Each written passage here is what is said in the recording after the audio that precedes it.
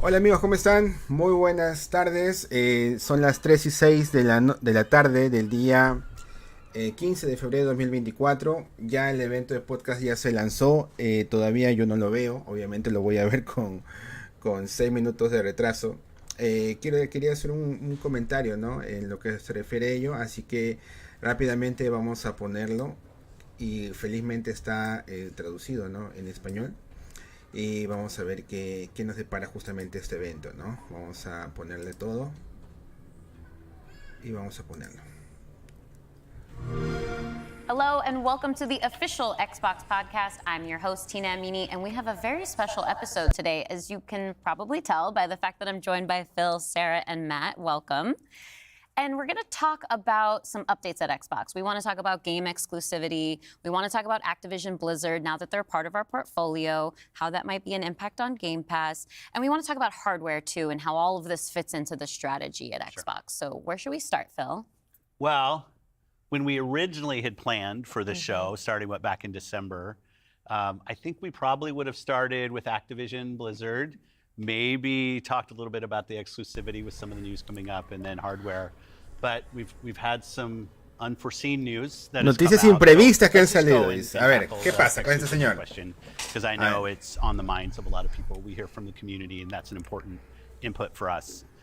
So we made the decision that we're going to take 4 games. 4 juegos a otras consolas, ¿ya? Just 4 games.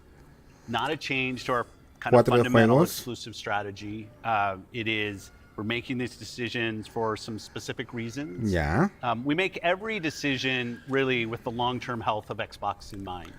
And long-term health of Xbox means a growing platform, our games performing, building the best platform for creators, reaching as many players as we can. We're always esa excusa de que lleguen a tantos juegos no me parece. To grow, and we think this is an interesting point in time for us to use what some of the other platforms have right now to help grow our franchises. So we're going to do that. So these 4 titles, what are they? Can you say? I'm not going to name those games. Tienes que decir los juegos. Building those games have announced plans that are not too far away. As we know, game teams put a lot of energy into their announcements with the partners. So I don't want to take anything away from those teams. So I won't be talking about the titles specifically, but I think when they come out, it'll make sense. Can we say if either of those titles are Starfield or Indiana Jones? They are not Starfield or Indiana Jones. Well, what was the criteria? Niega tajantemente, the team was thinking about La nariz le crece, señor. Let me start a little bit outside of that, and then I'll get to the 4 specific games that we're talking about right now. Because the fundamental decision driver for any decision that we make, anything we're going to talk about today. Buenos días, Miguel Luna. Buenos días, indignos. That we're running a growing platform that is reaching more players, that our games are having as much success as possible. And I do have a fundamental belief that over the next 5 or 10 years, exclusive games that are exclusive to one piece of hardware, are going to be a smaller and smaller part of the game industry. And that's not some great insight, because if you look at the last 10 years and what the biggest games are today, it's a natural place. Whether it's one console and PC, multiple consoles, mobile console and PC, you see big Ojo con lo que está diciendo, multiple platforms. And we want to be a great platform for creators that are trying to realize that potential. But now back to the specifics of the question on these 4 specific titles. We looked at games that are over a year old, so they've been on Xbox and PC for a while. Ajá, por tiempo están usando en Xbox y en PC. Community-driven games, new games, that kind of first iterations of a franchise that have reached their full potential, I'd say, on Xbox and PC. There's always growth. Ya, muy bien. Franchises that we obviously want to continue to invest in. Part of having the ability to continue to invest is that the businesses behind those franchises continue. Yeah. We think it's important that these service-based games that have communities behind them, that they can have confidence that they're going to exist in the future. So 2 of them, kind of community-driven games that will end up on other platforms and give us the ability to continue to invest in them. We think that's great for the business and great for the communities, more players to play with. I'd say 2 of the other games are smaller games. O sea, es un juego grande, 2 juegos grandes y 2 juegos pequeños. Exclusives and all the fanfare that goes around that, but games that our teams really wanted to go build, that we love supporting creative endeavors across our studios regardless of size. And as they've realized their full potential on Xbox and ¿Qué tiene que ver PC, we see an Guerrero? opportunity to utilize the other platforms as a place to just drive more business value out of those games, allowing us to invest in maybe future iterations of those, so sequels to those, or just other games like that in our portfolio. And when we don't damage Xbox and we can grow our business using what other platforms have and to help us with that, we're going to do that. And that's really the story behind these 4 games. And last thing Sí, yo I'll también say, creo que es looking Halo, forward, I think there is an interesting story for us of introducing Xbox franchises to players on other platforms to get them more interested in Xbox. We think there's a good brand value for Xbox there. So 4 games, no promise beyond that. So if you're on those other platforms and you see these 4 games coming, please don't take it as some signal that everything's coming. It's not. And we're going to learn. So when you are thinking about the future and this concept of live service games, games that can benefit from bigger audiences, new audiences, how does that apply to future titles and how you're applying that criteria there? Yeah, there's really no fundamental change to O sea, how te we dice de think que van a about haber 4 exclusivity. juegos, Just 2 came out juegos of grandes, 2 Developer juegos Direct, which is an pequeños. awesome No te dice show, cuáles, pero que esa es la where we showed tendencia. great games Pero that que come no in va Xbox a and PC and lanzar cloud, más juegos which really makes them multiplataformas. accessible to hundreds of millions of people. So it's this kind of, we're really focused on a couple platforms and what's going to show up there. But our key of play the games you want with the people you want, anywhere you want, when everybody plays, we all win. These have been part of our strategy for years. Cuando todos juegan, And we'll todos continue. ganamos. Our focus is on how do we continue to grow the games industry by reaching more players in more places, and how do we grow Xbox as part of that. Xbox is a hardware platform, Xbox is a publisher of great games, and Xbox as a platform for the world's best creators. And then knowing that, how do we think about our first-party games and Game Pass? Yeah, well, to build on what Phil Volteó said, de one thing I would frente al add otro. when you were talking about growth, it's Yeah. just that we've sort of Como seen diciendo, this ayúdame, inversion over the tírame un last 5 salvavidas, years, ¿no? where it used to be that the platform was the biggest thing, That's right. and the games would sort of tuck in within the platform. Today, big games like a Roblox or a Fortnite could actually be bigger than any one platform. Yeah, And absolutely. that really has changed the way that we think about things. So in the midst of all that, I think we at First Party can come back to sort of some core principles. First, that all of our games will be on the Xbox platform. Second, all of our games will go into Game Pass on day 1. Ya. And third, we know that Game Pass will only be available on Xbox. Solo Those are sort of disponible en starting Xbox. points for us. Ok. As Phil mentioned, there are games today that you can play that only can be found on Xbox. And at the same time, we want to bring more of our games to more players. So we're going to continue to look at that. Kind of moving aside, though, from some of those and thinking more about what does it really mean for the player, to me, the two Pad War and key Play, puede things ser, sí, es are verdad. cross-play and cross-save. Those things allow us to deliver on the promise of Xbox, which is play with your friends where they are, play on the devices you want, play the games you want. Ahí está la jefa de Microsoft, really ¿ah? only possible at a Está que los practical mira y level los mira, when you nada know más. that your saves and your player are going to be able to move. Bueno, eso across ya all those existe, señor, parts. el Anywhere. Ya, So por not favor, all no our me games floree. today aren't necessarily built to take advantage of that. There still will be some games that don't. As we bring more teams into the Xbox family, there's some catch up to do as we get there. But that cross-play, cross-save is like so fundamental to what we're doing, and I think is something that we as First Party get such a good benefit from being so close to the platform.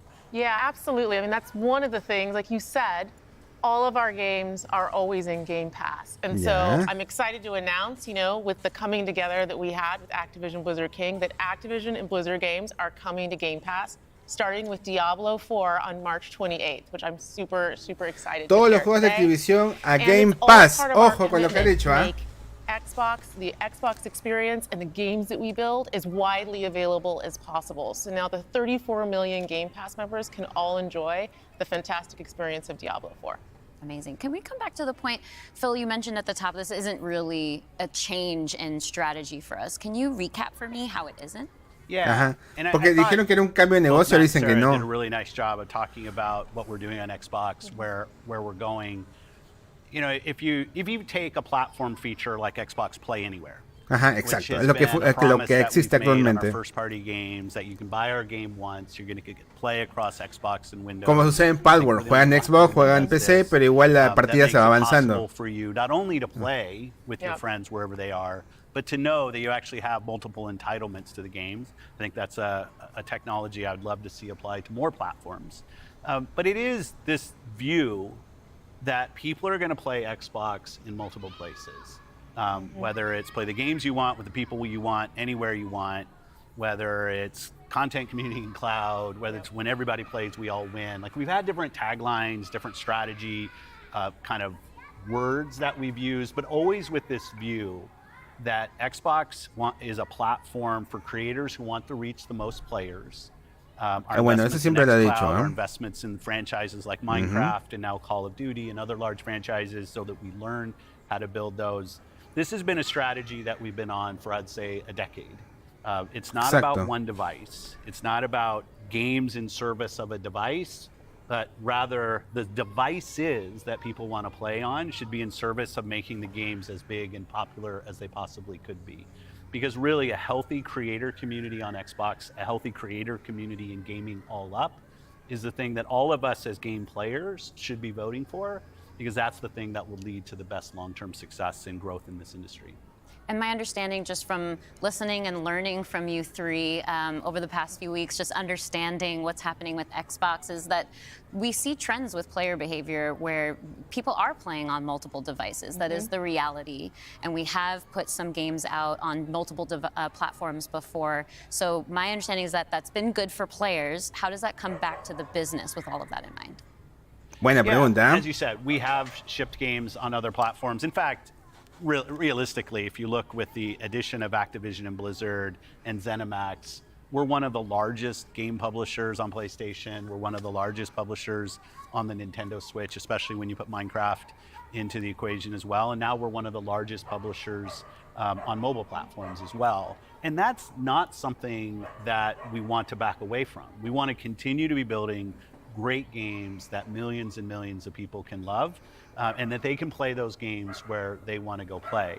But we do understand the business success that Xbox has to have. Us as leaders in this business, the system today, the system that all companies that we play video games from, is a world of you got to be growing your business. Growth in our Xbox business is critical to the long-term health of Xbox. Many people know I've been on Xbox for over 20 years.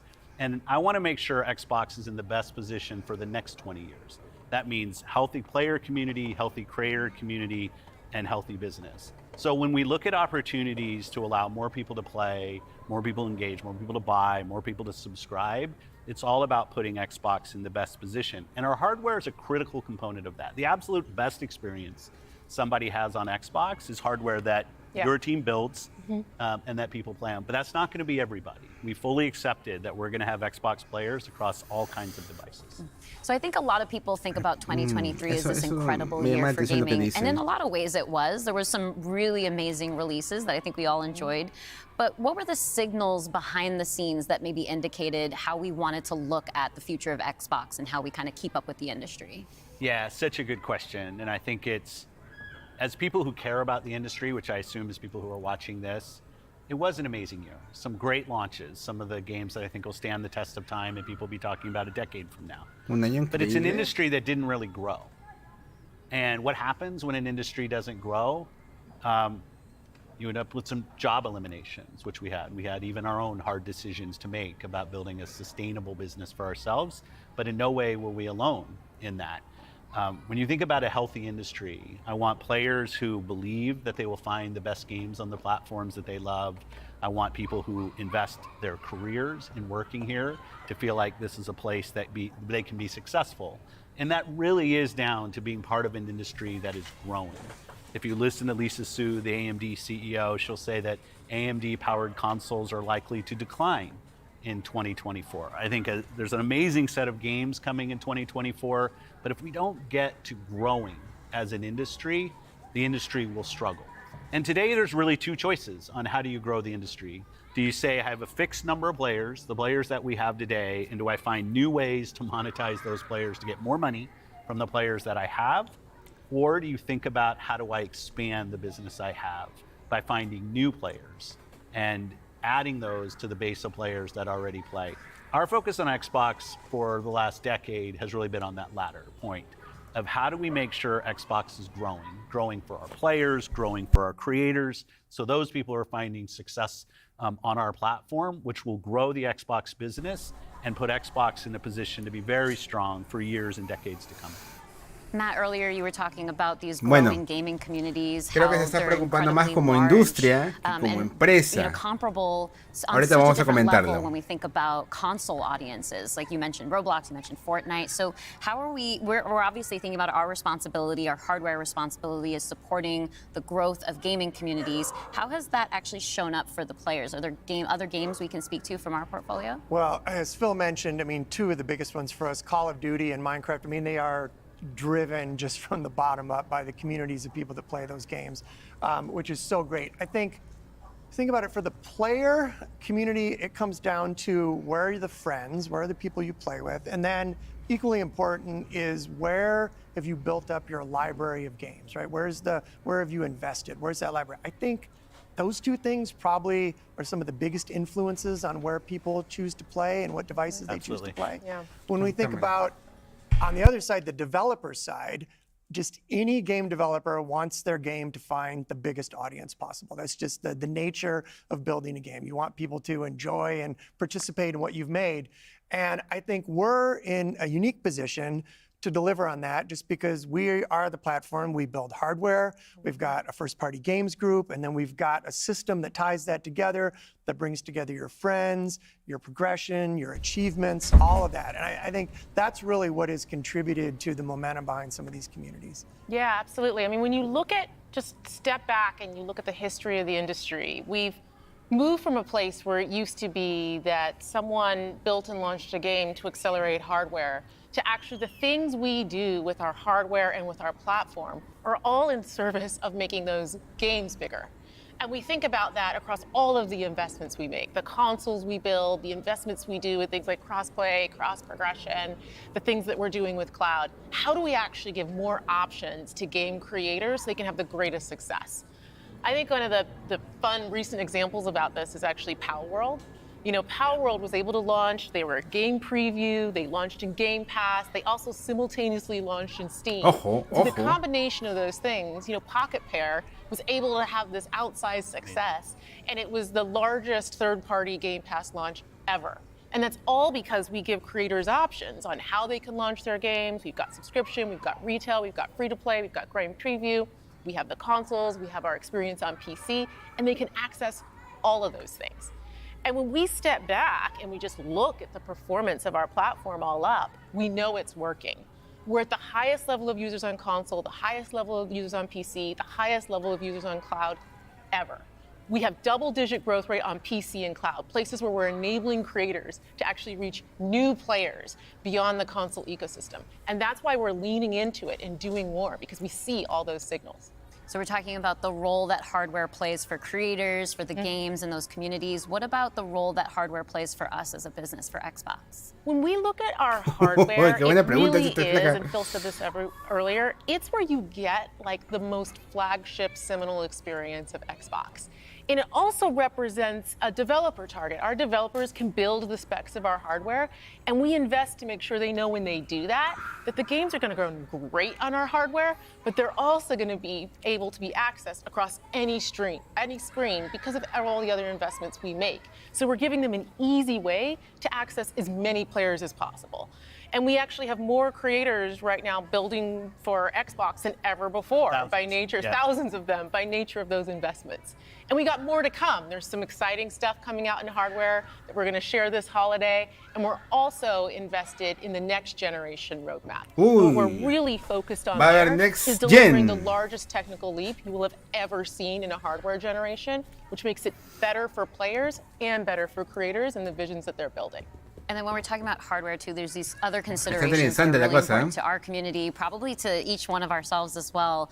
When you talk about library, because I want to dig in on that a little bit more. You know, as we talk about cloud in the wider entertainment industry, there's conversations about streaming. How is that impacting how I own my content that I've invested in? So what can we say about our stance around game preservation?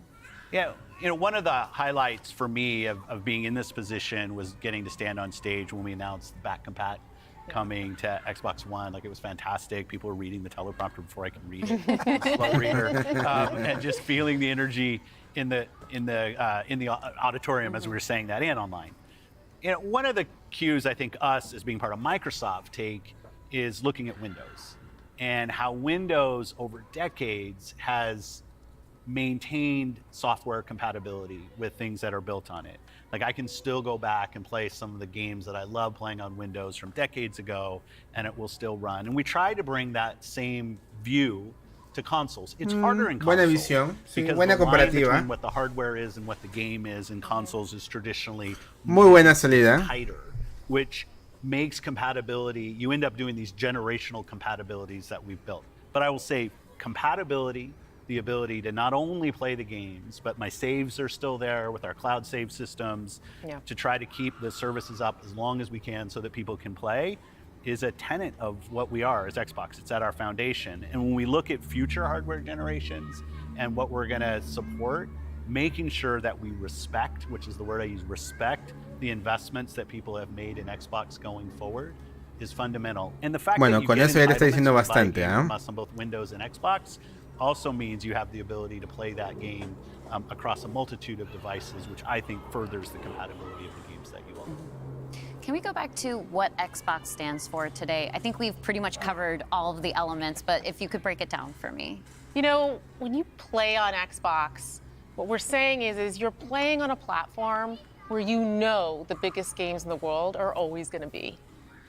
You're playing on a platform where you get to access Game Pass. And all of the games from our incredible range of studios will always launch in Game Pass day one.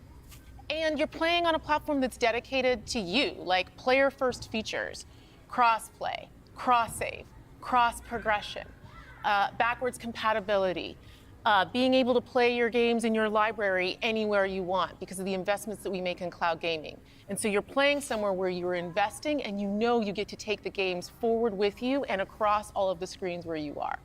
And I think most importantly, Xbox is a place where when you're investing in Xbox, you're investing somewhere that is dedicated to making games more successful and creators more successful so that they can invest more to bring even better experiences to you all of the time.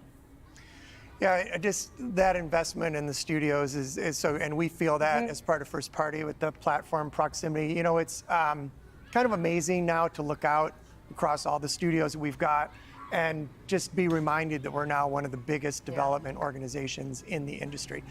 What does that mean for players? It means that the biggest games are going to continue to come to Xbox.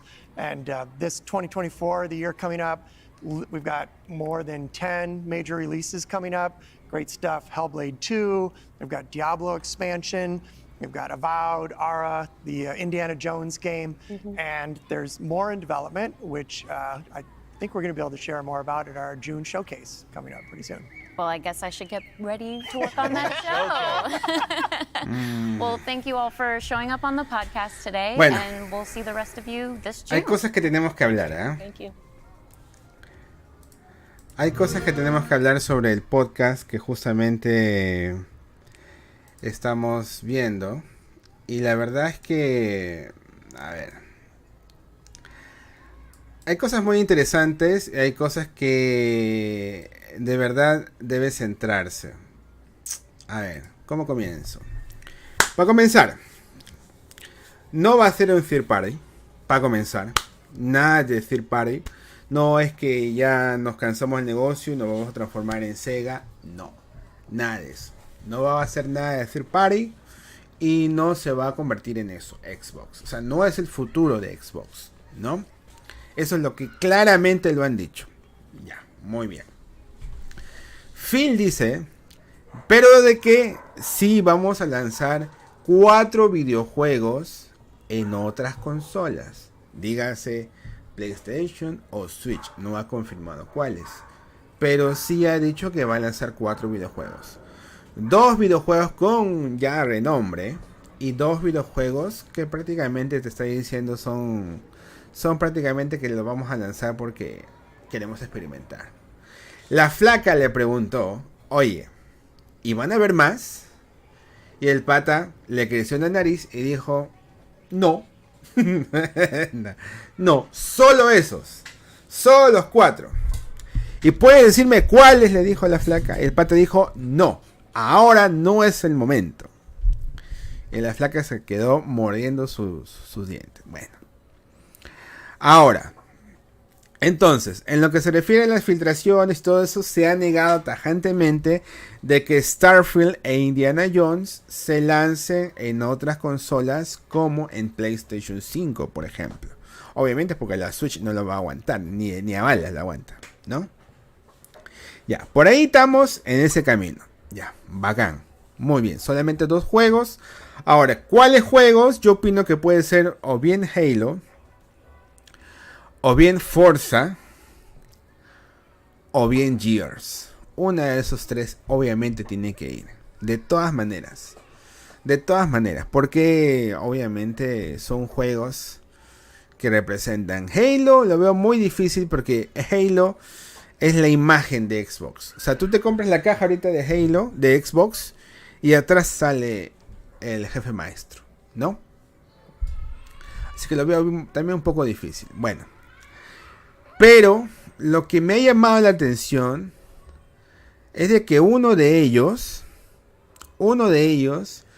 se centró en decir sobre el Xbox Anywhere. En que vamos a centrarnos más en esto, vamos a centrarnos más en el otro.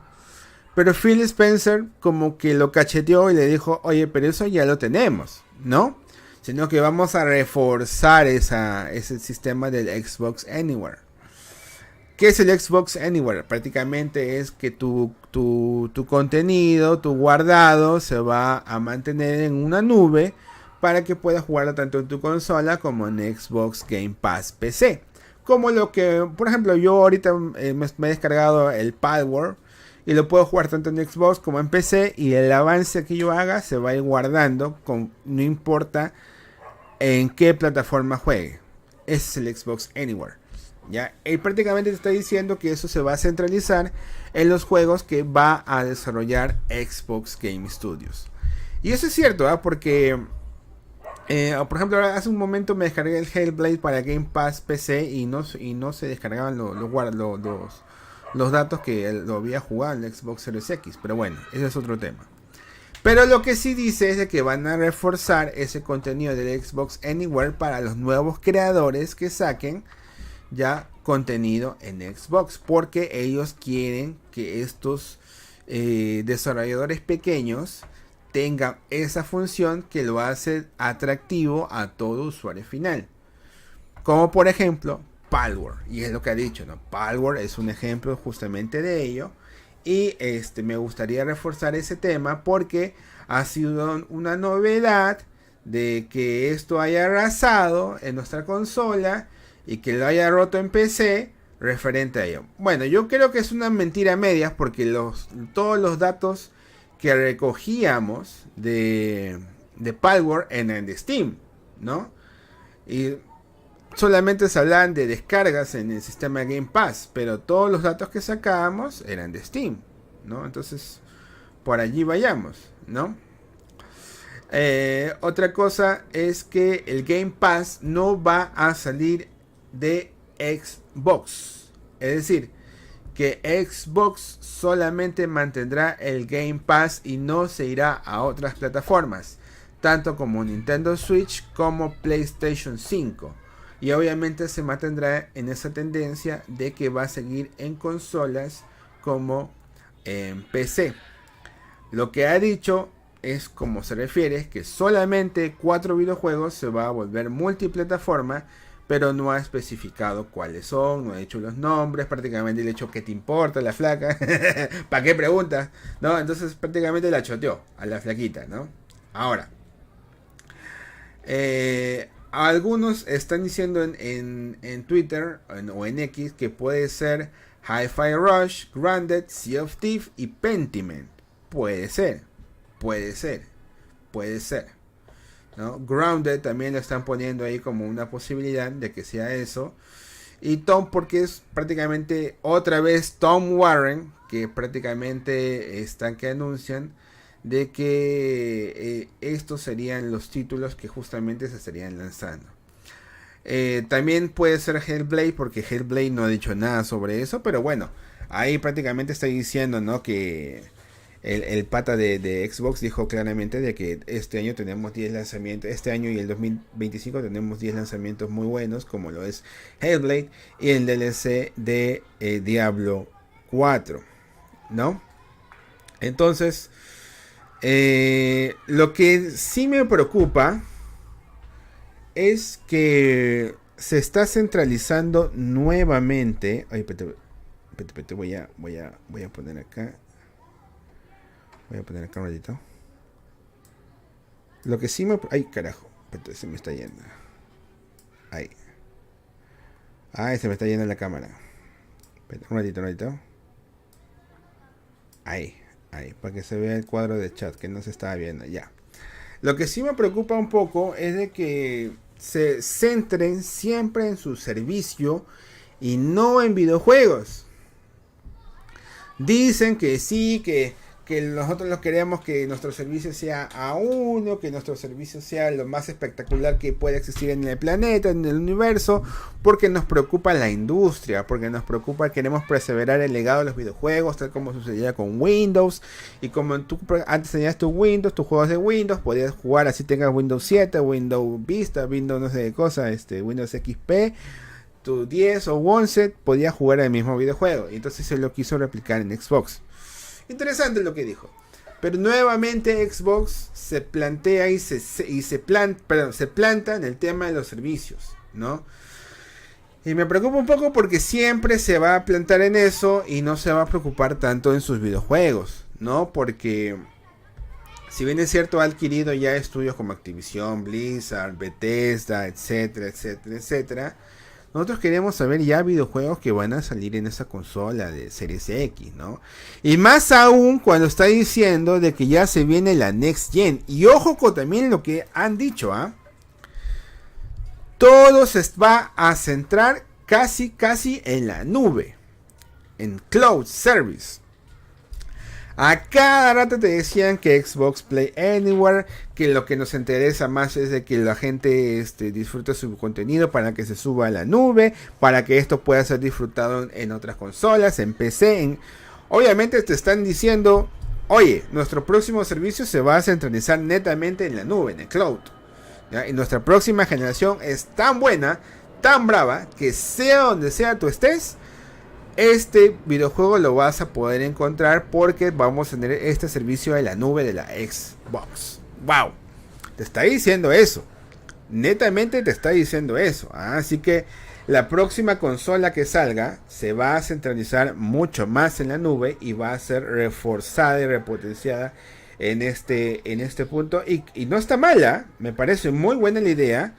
Y creo que también lo comentamos mucho tiempo en el programa de Cultura Videojuegos. Y es un poco lo que estoy anunciando el día del programa de hoy, ¿no? Aquí en Xbox dice, ya verdad. También ha dicho de que no va a dejar de fabricar consolas. Y que si bien es cierto va a haber una tendencia de baja de ventas de consola por el tema de las chips AMD, que prácticamente hay una escasez justamente de ello. Ya, eso no implica a que ellos refuercen el servicio que prácticamente están que otorgan a los usuarios finales. Y nuevamente se centra más en los servicios. Ya, dice, obviamente también ha dicho que Xbox no va a dejar de existir. Y el negocio de Xbox obviamente sigue vivo. Ya. Ahora, ¿cuáles serán esos 4 videojuegos? Yo la verdad, yo creo que Halo no va. Ya, en un momento pude haber dicho que Halo puede ser, pero no creo que Halo vaya. Porque Halo es igual a Xbox. Y si lanzas Halo en PlayStation, te estarías haciendo comercialmente un harakiri. Es como God of War en Xbox. No creo. No, lo dudo mucho. Yo creo que puede ser el Gears o Forza. Aunque Forza también es sinónimo de Xbox. Pero pueden ser esos dos. Ahora, también pueden ser esos 4 que hemos comenzado, ¿no? De Pentiment, Hi-Fi Rush, Grounded. etcétera, etcétera. Pero yo creo que me voy más por ello, ¿no? Hi-Fi Rush yo creo que sí puede ser. También está cantadazo que puede ser. Pero no es un juego grande, ¿no? Hi-Fi Rush, hasta lo mismo de Xbox no han dicho que es un juego grande. Es un juego que sí tiene su pinta, pero no es un juego grande. No es un third party, ¿no? No es un triple A tampoco el Hi-Fi Rush. Pero bueno. De repente Hellblade, dice Miguel Luna. O Fable cuando salga. Aguante Buscaminas y Gusanito. Quiere más power de Xbox, dice Jorge Rece. O sea, los juegos de la Next Gen se van a como San Pedro, o sea, en las nubes. Sí, mi estimado. Lord Halo, su multiplayer no, pues, o sea, tampoco me vas a lanzar un multiplayer, pero no. O sea, malo. Y bueno, es que cuando habló de eso, de los multiplayer, también se me vino a la mente el Halo Infinite, ¿ah? Pero no sé cómo. Bueno, lo importante es de que Xbox no se ha convertido en un third party. Xbox no ha dicho de que se retira de la industria. Xbox ha dicho que mantiene obviamente este tema de los videojuegos y tiene para muchos años más. Xbox ha dicho de que son solo los 4 que se volverán multiplayer. Y ha dicho de que van a continuar con el tema de los servicios que están reforzando, sobre todo el tema de la nube, ¿no? Del Xbox Anywhere, que me parece un buen servicio, ¿eh? Yo sí lo he podido disfrutar con el Power. Y sí me gusta bastante. Bien, entonces en la noche tenemos programa hablando también un poco sobre esto del Xbox. Y también vamos a hablar un poquito sobre PlayStation. El nuevo presidente hace tambalear prácticamente a los gamers de Sony. Y también habla sobre este tema de los multiplataformas, que sus juegos pueden ser multiplataformas. Y prácticamente estaría indicando de que no hay muy buenas ventas, de las consolas y software por parte de PlayStation. Así que en la noche vamos a hablar un poco de eso y espero que sea están gustosamente invitados para poder justamente hablar de ello. Hoy día a las 10:15, Cultura de Videojuegos número 68 con su amigo Diego Panta. Muy bien, amigos, entonces nos vemos hasta la próxima. Cuídense, chaufa. Hablamos. Disfruten su día jueves. Hablamos.